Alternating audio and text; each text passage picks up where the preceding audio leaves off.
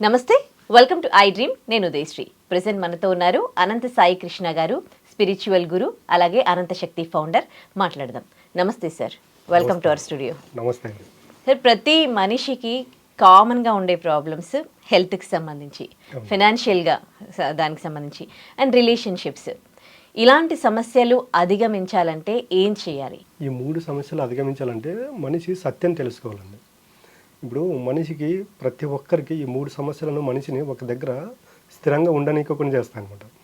మనిషి చూడండి, ఇప్పుడు మన ఇద్దరు ఇక్కడ మాట్లాడుకుంటూ ఉన్నాము, ఒక ఫైనాన్షియల్ ప్రాబ్లం వచ్చిన ఇప్పుడు ఉందనుకోండి, మార్నింగ్ మనం ఇక్కడికి వచ్చేలోపు ఏదో చిన్న ఫైనాన్షియల్ ఇష్యూ జరిగిందనుకోండి, మనం మాట్లాడుకుంటున్నా మన మైండ్ మాత్రము ఆలోచనల చుట్టూ తిరుగుతూ ఉంటుంది. అక్కడ మనిషికి తెలిసింది ఏంటంటే ఈ ఆలోచన చేస్తే కష్టాలు తిరుగుతాను మనిషి అనుకుంటాడు. తెలియంది ఏంటంటే నువ్వు ఏదైతే ఆలోచన చేస్తావో అది రూపాంతరం చెంది నీ దగ్గరకు వస్తుందనే మా సత్యాన్ని మనిషి తెలుసుకోలేకపోతున్నాడు. యద్భవం తద్భవతి. అంటే ఇక్కడ నువ్వు మెంటల్గా, మానసికంగా, ఆలోచనల రూపంలో నీ యొక్క బాధను నువ్వు బయట చెప్పుకోలేక అంతరంగా చెప్పుకుంటున్నావు కాబట్టి దానికి సంబంధించిన రిజల్ట్ మన దగ్గరకు వస్తుంది. మనుషులు దీన్ని గుర్తించుకోలేకపోతున్నారండి. ఈరోజు మనకి ఏదైనా జబ్బు చేస్తే బాడీకి ట్రీట్మెంట్ చేసుకుంటున్నాము. అలా కాదండి, ఫస్ట్ మీరు మీ యొక్క మనసుకి ట్రీట్మెంట్ చేసుకోండి. మనసుకి ఎప్పుడైతే ట్రీట్మెంట్ చేసుకుంటామో మనిషి చెప్పినట్టు బాడీ వింటుంది. మనం ఇప్పుడు మాట్లాడుకోవాలంటే చూడండి, ఎక్కడైనా టైర్డ్ అయ్యామని మనం అనుకుంటే మనం నేను టైర్డ్ అయ్యాను, నేను రిలాక్స్ అవుతాను 10 నిమిషాలు అనుకుంటే చూడండి, ఆ మాట అన్న 2 నిమిషాలకే మన బాడీ మనకు సపోర్ట్ చేయదు. ఎందుకంటే మన యొక్క మైండ్కి మనం అలా ట్యూన్ చేసుకున్నాము. నేను అలిసిపోయాను, నేను పని చేయలేను, నాకు రిలాక్స్ కావాలని. అప్పుడు ఏం చేస్తున్నానంటే బాడీ అనేది నీ యొక్క ఆలోచనలకు అనుగుణంగా నేను నిజంగా అంటే మనకు సపోర్ట్ చేయదు. అలా కాకుండా చూడండి, కొంతమంది ఎప్పుడు పాజిటివ్గా ఉంటారు, ఎంత వర్క్ చేసినా కూడా వాళ్ళు అలిసిపోరు. ఎందుకు ఇంత యాక్టివ్గా ఉన్నామంటే నేనేం అలిసిపో, నేను ఎప్పుడు ఇలాగే ఉంటాను అంటారు. అంటే వాళ్ళు ప్రతిరోజు వాళ్ళ యొక్క మైండ్కి వాళ్ళు ట్యూన్ చేసుకుంటూ ఉంటారు అనమాట. వాళ్ళ యొక్క మనసుని వాళ్ళు ఎప్పుడు వాళ్ళ ఆధీనంలో ఉంచుకుంటారు. కాబట్టి మన మనసుకి ఎప్పుడైతే మనం ట్యూన్ చేసుకుంటూ వెళ్తామో అక్కడ ఏమవుతుంటే హెల్త్ ప్రాబ్లమ్స్ కూడా మనం క్లియర్ చేసుకోవచ్చు అండి. మన యొక్క ఆలోచనల ద్వారానే మనం క్లియర్ చేసుకుంటాం. ఇక్కడ చూడండి, మనము ఇంట్లో హాస్పిటల్కి అంటే ఏదో ఇంట్లో జబ్బు చేసింది అనుకోండి, హాస్పిటల్కి వెళ్ళే ముందు కంటే మనము అంటే దాని గురించి ఎక్కువ దిగులు చెందుతాం, భయపడిపోతాం. ఏం జరిగిందో ఎందుకు ఇలా జరిగిందని. హాస్పిటల్కి వెళ్ళి డాక్టర్ జస్ట్ ఇలా చెయ్యి పట్టుకొని ఏం కాదులేండి ఇది చిన్న జబ్బు అనేటప్పుడు చూడండి, మనకు అక్కడ 50% మనిషి రిలాక్స్ అయిపోతాడు. అప్పుడు దాకా ఉన్నటువంటి ఏదైతే భయము, ఆందోళన ఉన్నాయో ఆ డాక్టర్ ఆ వర్డ్ చెప్పే లోపు అలా రిలాక్స్ అయిపోతాం. ఎందుకంటే మనము మెంటల్కి ఇక్కడ మన మనసుకు తీసుకుంటున్నాం నాకు హెల్త్ ప్రాబ్లం ఉందని. అది ఎప్పుడైతే తీసుకుంటామో దాని యొక్క రిజల్ట్ అనేది ఇమ్మీడియట్ మన పైన పనిచేస్తుంది. కాబట్టి ఫస్ట్ మనకు డబ్బు లేకపోయినా, మనకు రిలేషన్ బాగలేకపోయినా, మన హెల్త్ బాగలేకపోయినా ఫస్ట్ మీ మనిషిని ట్యూన్ చేసుకోండి అని చెప్తూ ఉంటాం. మా క్లాసులకు వచ్చే వాళ్ళకు ఎక్స్పెషల్కి దీని గురించే ఉంటుంది. ఇప్పుడు ఫైనాన్షియల్ ప్రాబ్లం వచ్చింది. ఫైనాన్షియల్ ప్రాబ్లం ఎందుకు వచ్చింది అంటే నువ్వు పదే నా దగ్గర డబ్బు లేదు, నాకు ఎవరు అవకాశాలు ఇవ్వట్లేదు, నా దగ్గరకు వచ్చిన డబ్బు నా దగ్గర నిలవట్లేదు, ఏదో ఒక రూపంలో ఖర్చు అయిపోతుంది అంటే డైలీ ఇదే మాట్లాడుకుంటూ ఇవే పనులు చేస్తున్నప్పుడు ఏమవుతుందంటే యద్భవం తద్భవతి. ఇదే మన దగ్గర రీసైక్లింగ్ జరుగుతూ ఉంటుంది అనమాట. అప్పుడు ఏమవుతుందంటే మనము డబ్బుని క్రియేట్ చేసుకోవడానికి మనం అవకాశం తీసుకోవట్లేదు. యూనివర్స్ సిద్ధంగా ఉందండి, బట్ మనం ఏం చేస్తున్నామంటే భగవంతుని అడగట్లేదు. నాకు డబ్బు కావాలని అడగట్లేదు, నాకు సమస్యలు ఉన్నాయని అడుగుతున్నాం. కాబట్టి భగవంతుడు ఇవన్నీ మన దగ్గరికి ఇస్తున్నాడు. ఒకటే గుర్తుపెట్టుకోండి, మీరు పూజ చేసే ఏ దేవుడు కూడా నీకు కష్టాన్ని ఇవ్వడు, సంతోషాన్ని ఇవ్వడు. ఆయన యొక్క పని ఏంటంటే తదాస్తుని దీవించడం ఒకటే ఆయన పని. నీవు మంచి కోరుకుంటావో తదాస్తు, చెడు కోరుకుంటావో తదాస్తు, దానికి నాకు ఎటువంటి సంబంధం లేదు. కాబట్టి మన యొక్క ఆలోచనలే మన యొక్క జీవితానికి మూల కారణం. ఇప్పుడు స్కూలింగ్లో టీనేజ్ పిల్లల్ని చూస్తూ ఉన్నారుగా, వాళ్ళకి ఆలోచనలు అనేవి, వాళ్ళ హార్మోన్స్ అనేవి అస్సలు కంట్రోల్గా ఉండవు. అదే ఏజ్లో వాళ్ళు డ్రగ్కి అడిక్ట్ అవుతూ ఉంటారు, అదే ఏజ్లో తొందరగా అట్రాక్ట్ అవుతూ ఉంటారు, చెడు అలవాట్లకు కూడా తొందరగా అట్రాక్ట్ అవుతూ ఉంటారు వాళ్ళు. సో వాళ్ళకి అంటే వాళ్ళకి మీరు ఎట్లా మోటివేట్ చేస్తారు, ఏం చేస్తే బాగుంటుంది వాళ్ళకి? అంటే వీళ్ళ స్టూడెంట్స్కి మన దగ్గర అఖండ విద్య అనేది ఉంటుందండి. ఇప్పుడు స్టూడెంట్స్ మన దగ్గర ఎక్కువ వస్తుంటారు అన్నమాట. వీళ్ళు ఎలాగుంటారంటే బయట వీళ్ళు వేరే వాళ్ళతో కంపేర్ చేసుకుంటారండి.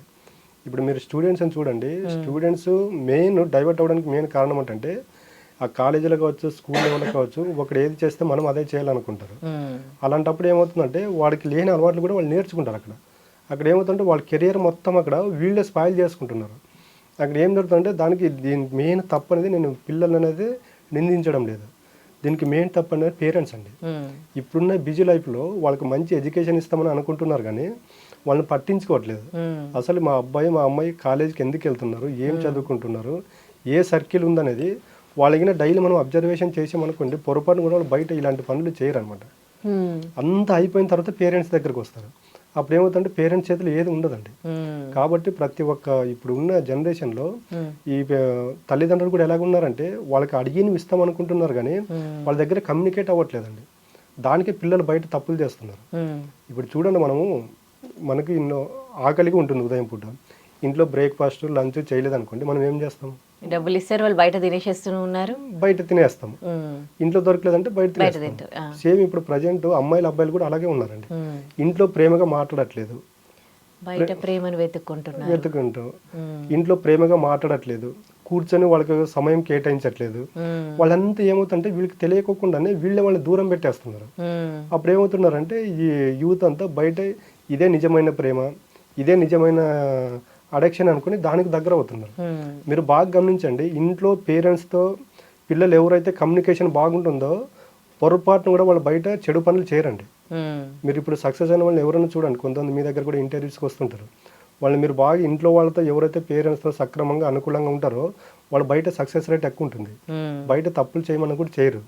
ఎందుకంటే వీళ్ళు బయట ఏదైతే అనుకుంటున్నారో వాళ్ళకి ఇంట్లో దొరుకుతుంది. అది ఇంట్లో ఇవన్నీ దొరకలేనప్పుడు వాళ్ళు బయట ఇదే నిజమైంది అని వెతుక్కుంటూ పోతారు. కాబట్టి వాళ్ళు సమస్యలు కోరి తెచ్చుకుంటున్నారు. సో మరి ఇప్పుడు అంటే కొంతమంది బాగా పెంచినా కానీ ఇంట్లో టైం ఇచ్చినా కానీ పిల్లలు తొందరగా బయట చేసే పనులు చేస్తూ ఉన్నారు. వాళ్ళు అట్లా డిమోటివేట్ కావద్దు అని అంటే వాళ్ళకి ఏం నేర్చుకుంటే బాగుంటుంది? టీనేజ్ పిల్లలకి మస్ట్గా ఇది నేర్చుకుంటే వీళ్ళు ఇట్లా అట్రాక్ట్ అవ్వరు అని చెప్పడానికి ఏమైనా ఉన్నాయా? కంపేర్ చేసుకోండి. ఇప్పుడు బయట మీరు చదివే చదువుకు బయట మీరు ఎడ్యుకేషన్ అయిపోయి బయటకు వచ్చిన తర్వాత మీరు చూసేటువంటి లైఫ్కి సంబంధం లేదండి. ఇది తెలుసుకోవాలండి మెయిన్. బయట మనం వెళ్తే మన యొక్క లైఫ్ ఏంటి, మన యొక్క పరిస్థితి ఏంటి, ఇవన్నీ తెలుసుకున్నారనుకోండి వాళ్ళు సక్రమంగా ఎడ్యుకేషన్లో ఉంటారు. మనం చదువుకున్న చదువుకి బయటకు జరిగే ఈ యొక్క జాబ్స్ కావచ్చు, బిజినెస్ల పరంగా కావచ్చు సంబంధం లేదు. కాబట్టి మీరు మెంటల్గా ఎంతైతే స్ట్రాంగ్ ఉంటారో ఫస్ట్ ఎడ్యుకేషన్లో కూడా మెంటల్ స్ట్రాంగ్గా ఉండడం అనేది నేర్చుకోవాలండి. అది అక్కడ నేర్చుకుంటేనే బయట సర్వే అవ్వగలరండి. చిన్న చిన్న పిల్లల దగ్గర నుంచి టీవీలకు అడిక్ట్ అయిపోతూ ఉన్నారు, మొబైల్స్ పట్టుకుంటూ ఉంటారు. వాళ్ళని అసలు అంటే మాన్పించడం అనేది పేరెంట్స్ చేతుల్లో లేదు. ప్రతి ఒక్కరు కొంతమంది పిల్లలకి సోషల్ మీడియాలో పిచ్చోళ్ళలాగా మొబైల్ ఇట్లా ఇట్లా తిప్పేస్తూ ఉంటున్నారు. అంటే అంత వాళ్ళు అడిక్ట్ అయిపోతూ ఉన్నారు. అట్లా కాకుండా ఉండాలంటే ఏం చేయాలి? అదే నేను చెప్తున్నది, ఇదంతా పేరెంట్స్ తప్పండి. పేరెంట్స్ వాళ్ళని అనుకుంటారు. ఇప్పుడు స్టార్టింగ్లోనే అబ్బాయికి మొబైల్ యొక్క వాల్యూ తెలియకోకుండా పిల్లోడు ఏడ్చాడనుకోండి మొబైల్ పట్టిస్తారు. ఫస్ట్ భోజనం చేయలేదనుకోండి మొబైల్ పట్టిస్తారు. దాంట్లో ఏదో మన పిల్లల గేమ్స్ చిన్న చిన్న గేమ్స్ ఉంటాయి, గేమ్స్ పెడితే భోజనం చేస్తారంటాడు.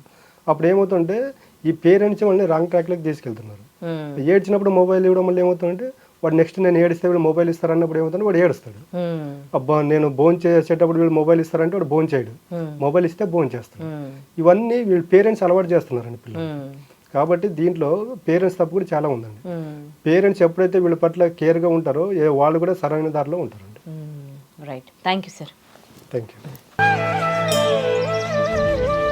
తవ్వండి, తవ్వుతూనే శివలింగం సరే దాన్ని అట్లా కప్పేసేయండి, చూపించదండి. కృష్ణ ఇస్ దేర్, మూర్తి పూజ కాదు, సాక్షాత్ బ్రజేంద్ర నందన భగవాన్ ఉన్నారు మూర్తిలో. ఏమీ ఆశించకుండా ఆరాధించే వాళ్ళు కూడా ఉన్నారా ప్రభుజీ? నిజమైన భక్తి అంటే మనకు తెలియదు కాబట్టి